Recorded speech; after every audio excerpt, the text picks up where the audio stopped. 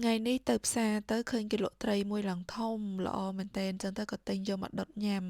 សំខាន់គឺញ៉ាំជាមួយនឹងជ្រក់ស្វាយទៀតចាទិញបានស្វាយមកបាន2ដែរហើយស្វាយហ្នឹងគឺខ្ញុំមិនមែនទិញនៅហាងអាស៊ីទេបងប្អូនគឺខ្ញុំទិញនៅហាងអឺរ៉ុបយើងនឹងឯងគ្រាន់តែវានៅរឹងរឹងល្អអញ្ចឹងទៅគឺយើងយកវាមកសាប់លាយទឹកត្រីលាយម្ទេសលាយខ្ទឹមញ៉ាំទៅពេលខ្លះមុខម្ហូបមិនបាច់ចាំអីទៅនើបលយឆាយអីពេកទេបងប្អូនសាមញ្ញសាមញ្ញប៉ុន្តែឆ្ងាញ់ដូចពាក្យឥឡូវគេនិយាយគេចូលចិត្តនិយាយគេថាសាបសាបប៉ុន្តែមានជាតិចា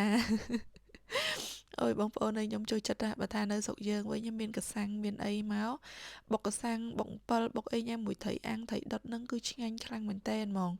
ហើយដែលបងប្អូនឃើញស្វាយនេះចឹងស្វាយនេះមិនមែនស្វាយជូរទេក៏មិនមែនស្វាយផ្អែមអីខ្លាំងដែរគឺវានៅរឹងណានិយាយទៅស្តៀង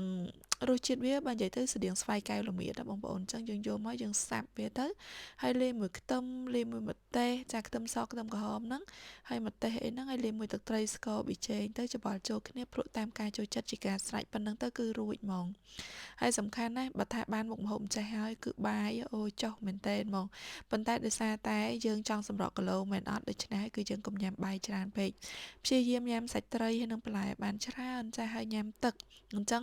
យើងធ្វើមិនកាត់បន្ថយជាតិស្ករក្នុងខ្លួនឲ្យបានច្រើនពួកខ្ញុំឃើញមានបងប្អូនគាត់តែងទៅតាមសួរខ្ញុំថាតើសម្រក់គីឡូមិនឲ្យបានសម្រេចវិធីសម្រក់គីឡូគឺយើងកាត់ជាតិស្ករចេញពីខ្លួនចាហាត់ប្រាណរៀបរបបអាហារញ៉ាំឲ្យបានត្រឹមត្រូវ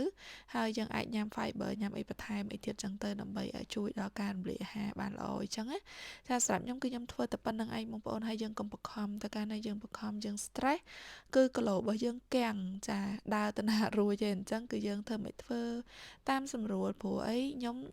ពេលដែលខ្ញុំសរុបគីឡូហ្នឹងខ្ញុំគិតក្នុងចិត្តថារយៈពេលយូរមែនតើបានខ្ញុំឡើងគីឡូដល់បានប៉ុណ្ណឹងអញ្ចឹងក៏ខ្ញុំត្រូវការរយៈពេលយូរបន្តិចដែរដើម្បីខ្ញុំសរុបគីឡូបានដូច្នេះហើយបងប្អូនអើយគឺបានដូចចិត្តមែនរយៈពេលប្រហែលជាកន្លះឆ្នាំគឺខ្ញុំសរុបគីឡូបានជោគជ័យ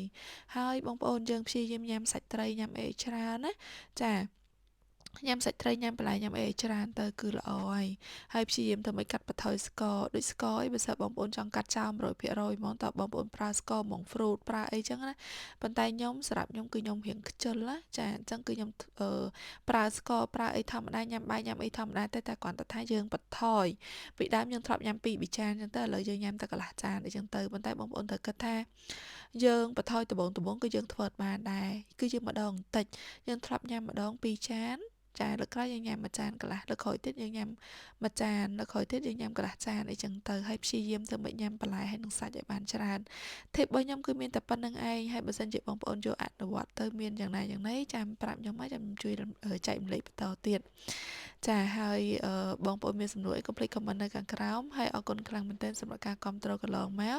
ចាំជួបខ្ញុំនៅវីដេអូក្រោយទៀតអរគុណច្រើនជម្រាបលា